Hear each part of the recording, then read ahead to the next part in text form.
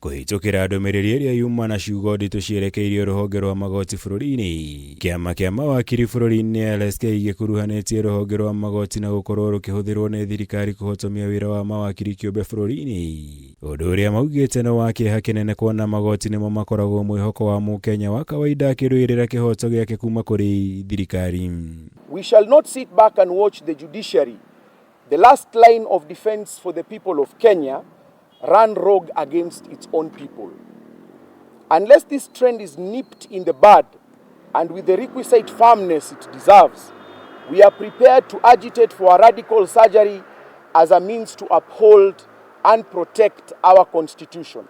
Gĩtũmi kĩa mũrũgamo ũyũ wa LSK nĩ itua rĩrĩa rĩrĩga gũkinyanĩrio nĩ igoti rĩa NAKURU rĩgĩatha thirikari nene na cia kaunti kũrũgamia ũheani wa mawĩra mothe ma ũwakiri kũrĩ mawakiri kĩũmbe. Na handũ-inĩ hoguo mahũthĩrage mawakiri a thirikari rungu rwa wabici ya mũnene wa watho, itua rĩrĩa LSK yugĩte nĩ mũgarũ na watho na rĩrongoreirio kũhotomia kambuni cia mawakiri kĩũmbe bũrũri-inĩ. In the recent past, several attempts have been made to stifle the legal practice space in what we are apprehensively signifying a nefarious scheme to deprive the legal profession of a fair opportunity to work and earn competitively.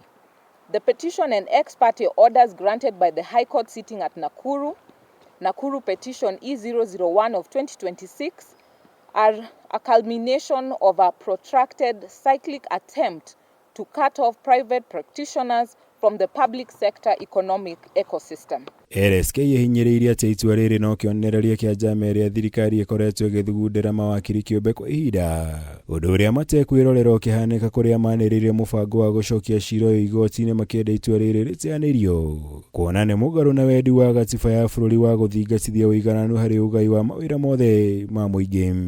We are apprehensive that the current pattern of abuse of judicial powers threatens to spark outrage amongst both the members of the public and the members of the Law Society of Kenya.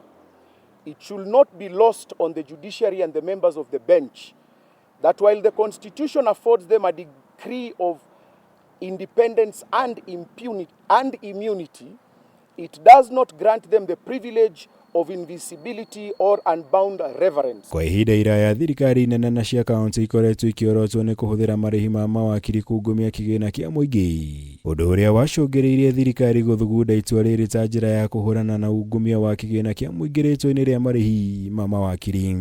If you're saying there's corruption, we have the ESCC that can investigate corruption. We have the Advocates Complaints Commission. We have the Law Society Disciplinary Committee for rogue lawyers. In any profession, there are rogue lawyers, and however, there are provisions under the law that enable you to be able to investigate, report. Gũkĩrĩ ũguo LSK yugĩte ĩrĩ njĩra-inĩ cia kũngania ũira wa ciĩko ciothe cia wagarari watho cia maabitha rũhonge rwa magoti nĩguo kũng'ethanĩra nao na gũkinyanĩria mogarũrũku rũhonge-inĩ rũrũ. As things stand, the Law Society of Kenya is collecting all emerging instances of ineptitude, judicial arrogance and abrogation of duty on the part of judges and judicial officers. We will be taking necessary action against all breaches of duty and intend to end this cycle of abuse of judicial authority. Ngĩribotera Kameme TV, Jitagomora, Wagunya.